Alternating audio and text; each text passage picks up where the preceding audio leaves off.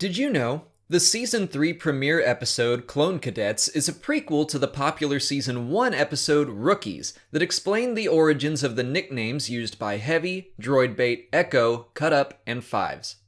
The design of the clone training armor was inspired by old, battered leather football gear.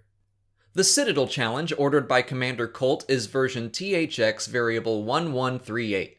This is a not even remotely subtle reference to George Lucas's first film.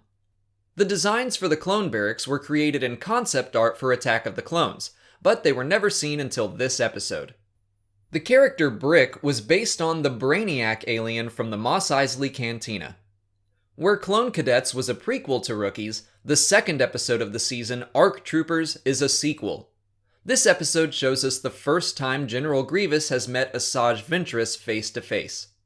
The design of the Iwas dates back to Ralph McQuarrie's concept art for The Empire Strikes Back, when the creatures were meant to fly through the clouds of Bespin.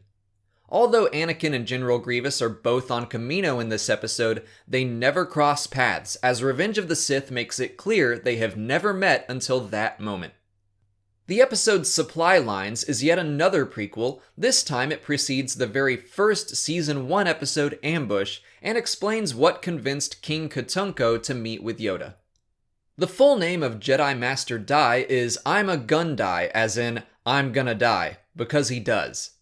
At this point in the war, Lot Dodd claims the Trade Federation is neutral, despite Newt Gunray's open support of the Separatists. The Tantive 4 from A New Hope makes a confirmed appearance in this episode. Chairman Papanoida in Sphere of Influence is based on George Lucas's cameo appearance in Revenge of the Sith. Papanoida's daughters are likewise based on Lucas's daughters Katie and Amanda, and Papanoida's son is based on Lucas's son Jet. This episode also gives us our first look at Pantora. Imbo and Sugi can both be seen in Jabba the Hutt's palace. This episode teaches us that Rhodians have green blood. In the episode Corruption, the Pharaoh-looking aliens are called Muggins. Mandalore's cubist design influences continue into their food, some of which is shaped like cubes. In the episode The Academy, the Mandalorian prison guards have a crest on their shoulder that reads, "In Defense of Mandalore," in a Mandalorian language that was developed for the Slave One display screens in Attack of the Clones.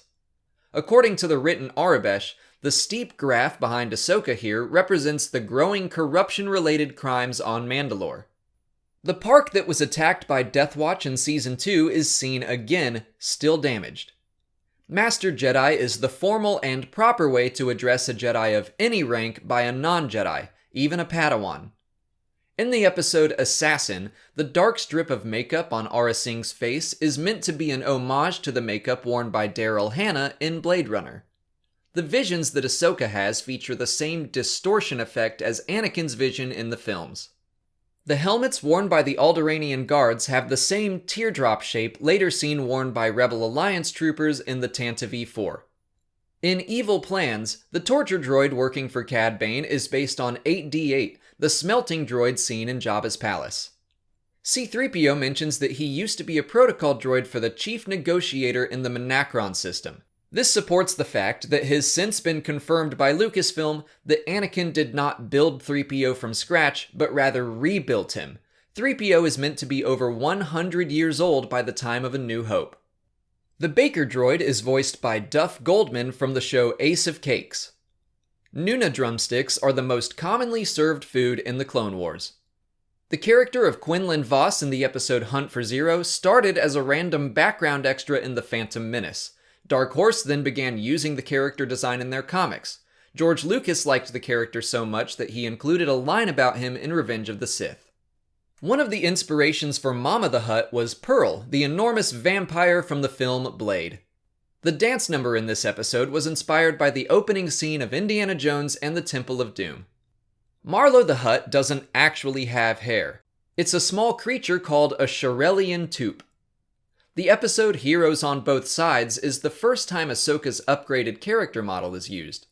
Anakin also received an updated design. Lot Dodd says Coruscant has not been directly attacked in over 1,000 years, which coincides with the chronology that had the last war between the Sith and the Jedi around that time as well. The ship that Padme and Ahsoka take to Raxus is a Gazanti freighter, which would continue to be used by the Empire in Star Wars Rebels. Coruscant's power generators are on level 5000, as in they are 5,000 levels down from the surface of Coruscant.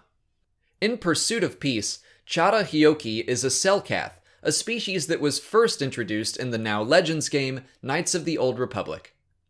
This episode confirms that most of Padme's crazy hairdos are pre-made into their headdresses.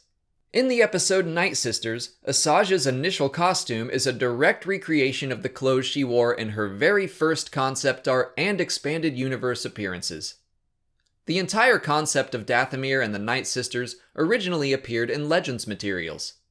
Mother Talzin's look is derived from concept art for Episode 1 before Darth Maul was defined as the principal villain.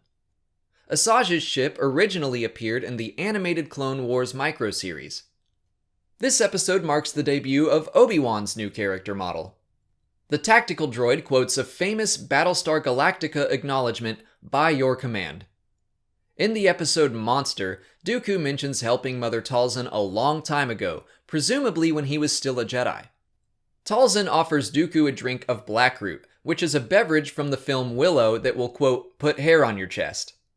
Darth Maul's markings are not exclusively meant to signify a Sith, but are instead the markings of a warrior. Savaj's armor was based on Roman armor. According to concept art, the tip of Savaj's spear can be fired as a projectile.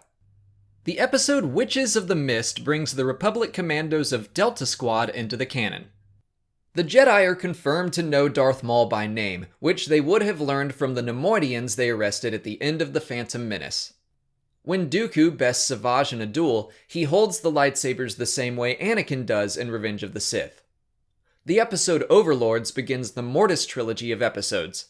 The creators have purposefully left how much of these episodes is real or not up for fan debate, so the answers all depend on your certain point of view.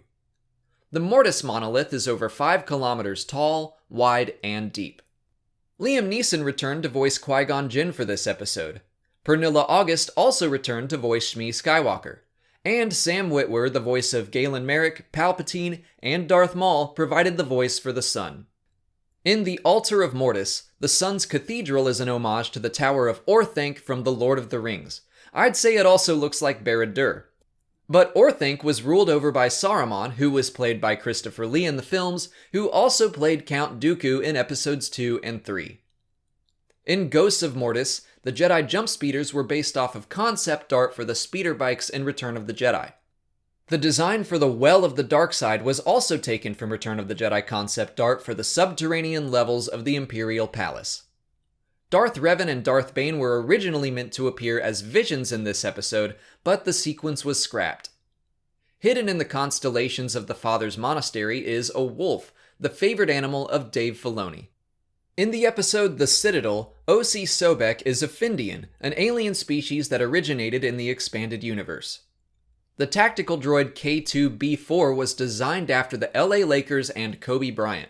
He sports the Lakers' colors, and the K and B in his name stands for Kobe Bryant, and the 2 and 4 combine to make Bryant's number 24. Jedi Master Even Piel made his first appearance in The Phantom Menace. Because of his short height and long ears, many fans originally thought he was related to Yoda in some way, but he's a separate species called Lannick. In the episode Counterattack, Lola Sayu's lava was shown as bright yellow and more sulfuric to distinguish it from Mustafar. Considering the smell of sulfur, the animators had Tarkin and Anakin hold their noses. The episode Citadel Rescue calls back to Clone Cadets, as the Citadel combat scenario seen during the clone training sessions was named after the Citadel in this trilogy of episodes.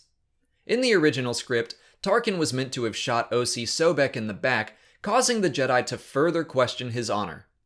Saesee Tiin refers to the Old Republic. When anyone mentions the Old Republic, they're referring to the government that predates the modern Galactic Republic, which was founded about 1,000 years prior to the Clone Wars.